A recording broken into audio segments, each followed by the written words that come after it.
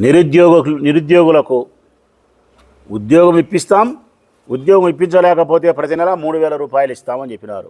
ఇప్పటి వరకు 3,000 రూపాయలు మీరు ఇవ్వకపోవడం పైగా 20 లక్షల ఉద్యోగాల్లో 20 ఉద్యోగాలు ఇవ్వకపోవడం పైగా మీరు చెప్పిన మరొక అబద్ధం, అధికారంలోకి వచ్చిన తర్వాత స్కిల్ డెవలప్మెంట్ను అనుసంధానం చేసి నిరుద్యోగులందరికీ నైపుణ్యం కలిగిన వృత్తులలో నైపుణ్యం ఇప్పించి వాళ్ళకు ఉద్యోగ ఉపాధి అవకాశం కల్పిస్తామని చెప్పినారే. రాష్ట్రంలో ఎక్కడైనా నిరుద్యోగులకు మీరు స్కిల్ డెవలప్మెంట్ కార్పొరేషన్ ద్వారా నైపుణ్యాన్ని కల్పించి ఎక్కడ ఉద్యోగాలు ఇప్పించారో చూపించగలుగుతారా? ఈ రాష్ట్రంలో నిరుద్యోగులు లేరని చెప్పి చూపించగలుగుతారా? మరి నిరుద్యోగులను లేకుండా మీరు చేయలేనప్పుడు ఆ నిరుద్యోగులకు భృతి ప్రతి నెల 3,000 రూపాయలు మీరు ఇవ్వలేదు. ఈ బడ్జెట్లో నిధులు కేటాయింపు లేదు.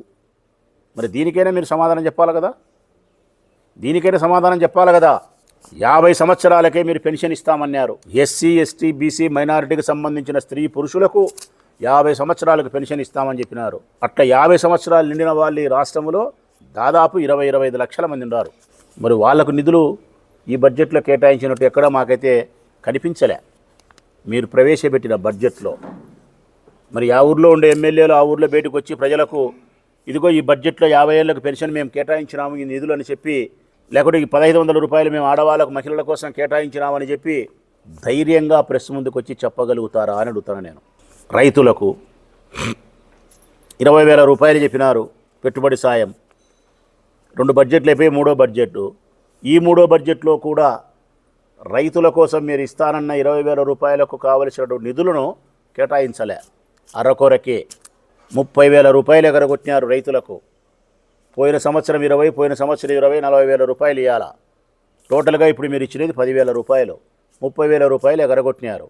ఈ సంవత్సరం ఇవ్వాల్సిన రైతులకు 20,000 రూపాయలు కూడా నిధులు ఎంత కేటాయించినారు అని చూస్తే 58 లక్షల మందికి కావలసిన డబ్బును మీరు నిధులు కేటాయించలే. మళ్ళీ ఇదిలు ఇచ్చినారు. ఆ ఇదిలు ఇచ్చిన దాంట్లో కూడా ఖర్చు చేస్తారో ఖర్చు చేయరో కూడా తెలియదు. అమ్మఒడి అంతే.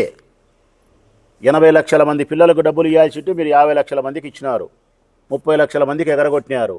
ఈ సంవత్సరం కూడా 30 లక్షల మందికి ఎగరగొట్టడానికి రంగం సిద్ధం చేస్తూనే బడ్జెట్లో నిధులు మీరు కేటాయించినారు. అది కూడా 15,000 రూపాయలు ఇవ్వలే. 10,000 ఇచ్చినారు, 8,000 ఇచ్చినారు, 12,000 ఇచ్చినారు. మరి వీటినన్నిటికీ ఏ నియోజకవర్గంలో ఉండే ఆ నియోజకవర్గ తెలుగుదేశం పార్టీ కూటమికి సంబంధించిన ఎమ్మెల్యే ఇట్లా బహిరంగంగా మీడియా ముందుకు మాలాగా వచ్చి ఇట్లా మీ వాళ్ళను కూర్చోబెట్టుకొని మేము చేసే విమర్శలకు మీరు సమాధానము ప్రజల కోసమైనా చెప్పగలుగుతారా?